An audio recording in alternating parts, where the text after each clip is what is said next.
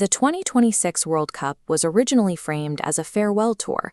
The expectation was that we would watch the icons of the last 2 decades take their final bow. Instead, the narrative has been overtaken by players who weren't even alive for most of those careers. Even players in their absolute physical prime are sharing the spotlight with a demographic that only recently left the academy. Spain's starting 11 tells the story. You have 18-year-olds like Lamine Yamal wearing the number 10 shirt and Pau Cubarsí anchoring the backline for the defending European champions. Historically, national teams prioritized senior caps and physical maturity. You waited for your mid-20s to lead a World Cup squad. In 2026, that traditional age barrier has effectively vanished. Rankings like the Golden Boy list were designed to predict future greatness. They served as a tracking tool for who might lead the next cycle of global talent in 3 to 5 years. To bridge the gap from that list to a World Cup start, a prospect typically navigated a years-long path, graduating the academy, proving themselves in loan spells, and slowly integrating into the senior rotation. This tournament raises a specific tactical question. What allows teenagers to skip that queue and immediately perform against the most seasoned veterans in the world? The long climb to senior international status has been compressed into a single season, shifting the very definition of what a prospect is supposed to be. Ayoub Bouadi is the first archetype, the tempo controller. At 18, he's the creative engine for a Morocco side reaching the knockout stages. Central midfield is usually the most difficult area for a teenager to navigate. Traditionally, young players are overrun by the raw physicality and defensive positioning of veteran opponents. Yet, Bouadi effectively controlled matches against high-level enforcers like Casemiro, a player with 5 Champions League titles and over a decade of elite experience. He didn't win through strength.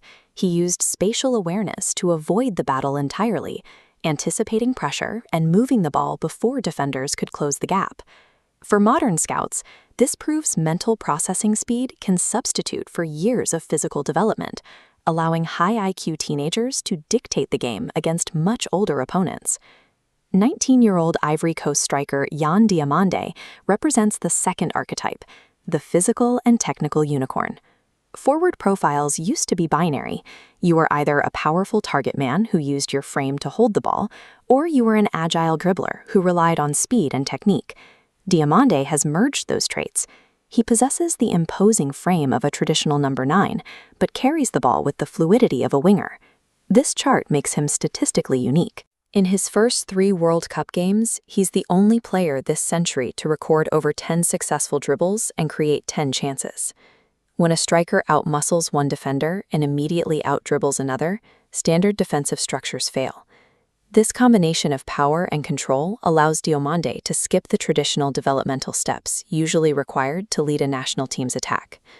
The final archetype is the surprise catalyst, exemplified by 19-year-old Brazilian winger Rewrote.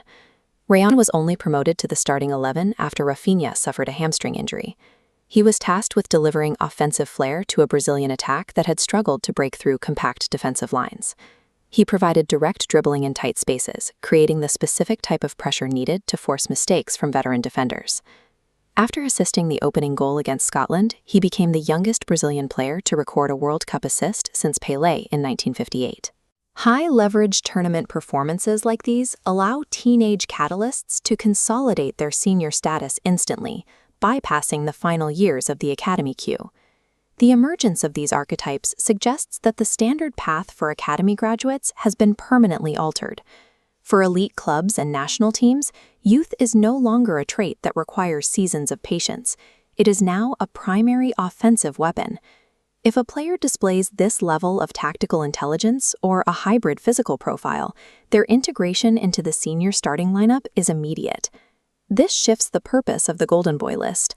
It now tracks the players currently leading elite squads, rather than those expected to reach them in the future. The 2026 World Cup has set a new standard. The youngest players on the pitch are no longer just prospects. They are the individuals in charge.